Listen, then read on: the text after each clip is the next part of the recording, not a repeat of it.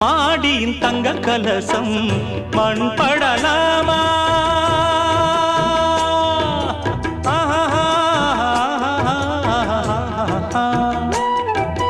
ஓஹோ, சேரியில் சந்தனம் வந்து மனம் கெடலாமா?